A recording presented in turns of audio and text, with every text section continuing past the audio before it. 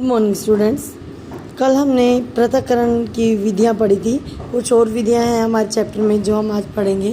तो कल हमने जो निष्पंदन पढ़ा था उसमें हमने पढ़ा था कि किस प्रकार एक चाय छलनी से हम चाय को छानकर निष्पंदन कर सकते हैं। इसके अलावा हम किसी सूती कपड़े से भी निष्पंदन कर सकते हैं। इसके अलावा हम बची हुई कुछ अशुद्धियों को, मान लीजिए एक ग्लास में कीचड़ युक्त पानी है, मिट्टी घुली हुई है उसमें, उस पानी को हम कपड़े से छानते हैं तो लेकिन उसके बाद भी उसमें कुछ जल का रंग अभी भी थोड़ा मटमैला सा दिखाई देता है। उससे जल को और अधिक साफ़ करने के लिए हम फ़िल्टर पेपर का उपयोग करते हैं। फ़िल्टर पेपर का उपयोग देखिए बेटा इस विधि से किया जाता है।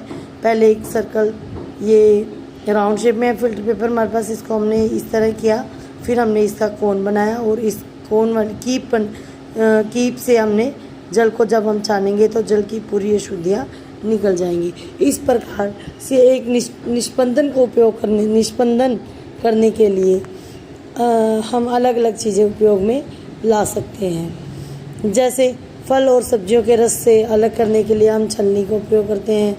दूध से पनीर अलग करने के लिए उसे हम कपड़े की सहायता से छानते हैं। उसके बाद है वाष्पन। वाष्पन की प्रक्रिया में क्या किया जाता है बेटा कि जल में घुली हुई जो औषधियाँ हैं उन्हें दूर किया जाता है। जैसे अगर हम जल को गर्म करते हैं, मान लीजिए एक ग्लास बीकर लेते हैं, उसे पानी को लगातार गर्म करते हैं। गर्म करने से क्या होगा कि एक टाइम ऐसा आएगा कि बीकर का जो पानी है वो सारा ख़त्म हो जाएगा। अब हम एक दूसरा प्रयोग करते हैं। हम एक और बीकर लेते हैं, उस बीकर में हम 2 चम्मच पानी लेते हैं, पानी में 2 चम्मच नमक घोलते हैं। नमक घोलकर अब उस नमक वाले पानी को हम बीकर में गर्म करते हैं और जब पानी उबलकर भाप बनकर उठ जाएगा तब देखिएगा कि बीकर में क्या शेष बचता है। बीकर में जो शेष पदार्थ बचेगा वो नमक है। इस तरह जल से नमक को अलग किया जा सकता है। यह विधि वाष्पन विधि कहलाती है। जल का भाप बनकर उड़ना वाष्पन विधि कहलाता है।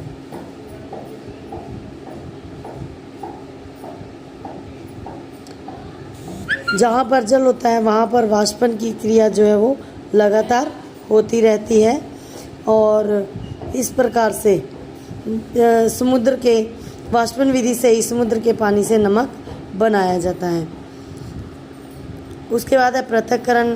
पृथक्करण के लिए एक से अधिक विधियों का उपयोग। पृथक्करण के लिए हम यानी चीज़ों को, यानी वस्तुओं से अशुद्धियों को या पदार्थों से अशुद्धियों को दूर करने के लिए, शुद्धियाँ निकालने के लिए अनेक प्रकार की जो विधियाँ हैं वो उपयोग में लाई जाती है। आवश्यक नहीं है कि एक ही विधि से सारी अशुद्धियाँ जो है वो निकल जाएं। जैसे कि इसका एक एग्जांपल हम पढ़ते हैं।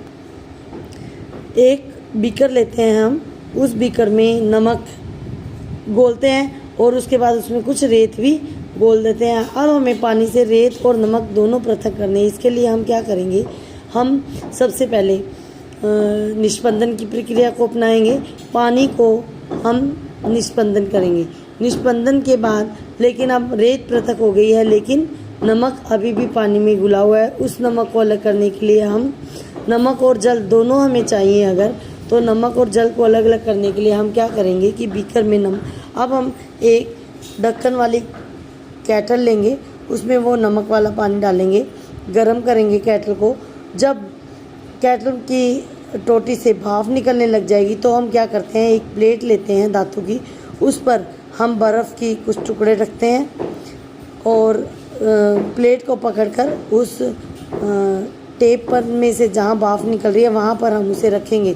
तो जब हम इसे केटल को गर्म करेंगे और पानी भाप बनकर उड़ने लगेगा तो भाप जो है वो इस ठंडी प्लेट से टकराकर वापस भाप जो है वो ठंडी होकर पानी की बूंदों में बदलेगी।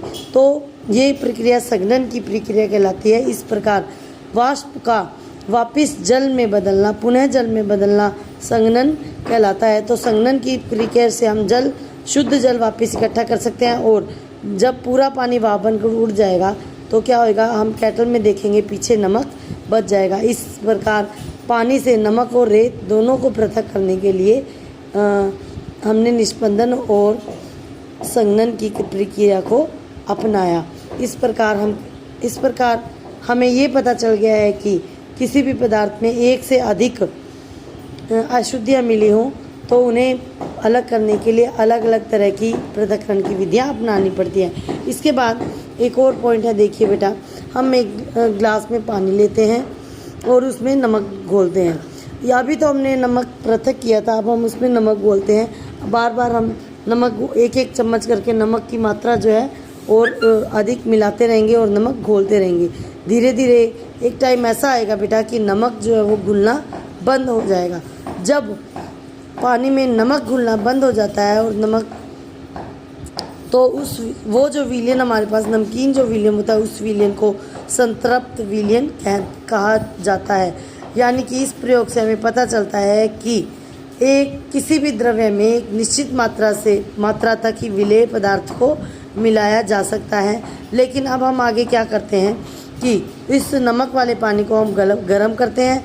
गरम करने के बाद फिर उसमें 1 चम्मच नमक डालकर मिलाते हैं, तो अब हम पता चलेगा कि वो नमक घुल गया है। इस प्रकार हमें पता चलता है कि संतृप्त विलयन को गर्म करने से उसमें और विलेय पदार्थ मिलाया जा सकता है।